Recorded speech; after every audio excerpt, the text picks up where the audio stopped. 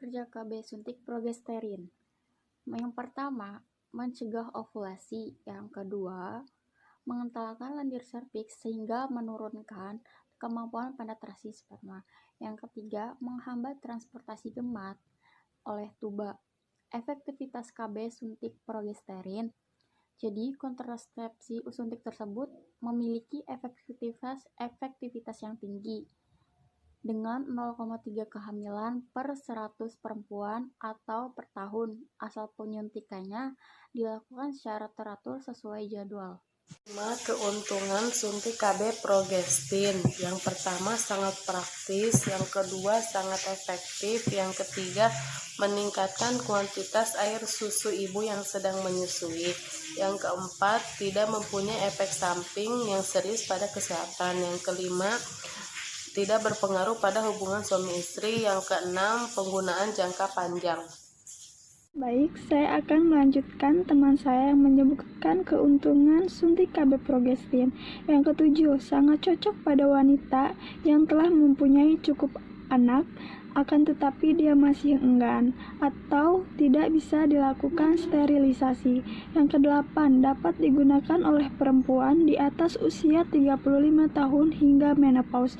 Yang kesembilan, membantu mencegah kehamilan etropik dan kanker endometrium.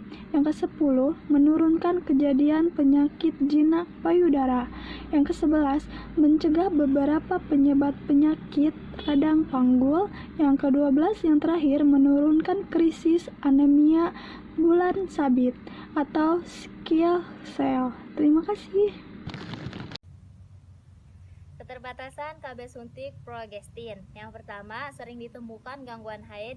Yang kedua, klien sangat bergantung pada tempat sarana pelayanan kesehatan. Yang ketiga, tidak dapat dihentikan sewaktu-waktu sebelum suntikan yang berikutnya. Yang keempat, permasalahan berat badan merupakan efek samping yang tersering. Yang kelima, tidak menjamin perlindungan terhadap penularan infeksi menular seksual, hepatitis B virus, atau infeksi virus HIV. Yang keenam, terlambatnya kembali kesuburan setelah penghentian pemakaian. Yang ketujuh, terlambatnya kembali kesuburan bukan karena terjadinya kerusakan atau kelainan pada organ genitalia, melainkan karena sebelum habisnya pelepasan obat suntikan dari deponya. Yang kedelapan, terjadi perubahan pada lipid serum pada penggunaan jangka panjang. Yang kesembilan, pada penggunaan jangka panjang dapat sedikit menurunkan kepadatan tulang. Dan yang terakhir, pada penggunaan jangka panjang dapat menimbulkan kekeringan pada vagina, menurunkan libido, gangguan emosi, sakit kepala, nervositas, dan jerawat. Di sini saya akan menjelaskan yang dapat menggunakan KB suntik progestin. Pertama itu usia reproduksi, kedua nulipara dan telah memiliki anak, ketiga menghendaki kontrasepsi jangka panjang dan yang memiliki efektivitas tinggi, keempat menyusui dan membutuhkan kontrasepsi yang sesuai, kelima setelah melahirkan dan tidak menyusui, keenam setelah abortus atau keguguran, ketujuh setelah banyak anak tetapi tidak menghendaki tubektomi, kedelapan yaitu perokok.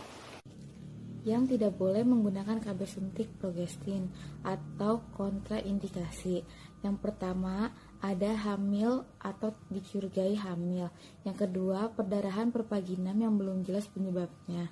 Yang ketiga, tidak dapat menerima adanya gangguan pola haid. Yang keempat, menderita kanker payudara atau riwayat kanker payudara. Yang kelima, diabetes mellitus disertai komplikasi.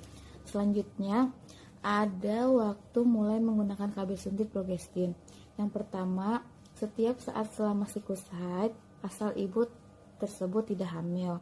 Yang kedua, mulai hari pertama sampai hari ke-7 siklus haid.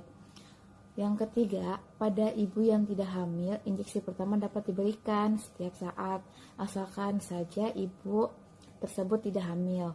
Yang keempat, ibu yang menggunakan KB hormonal lain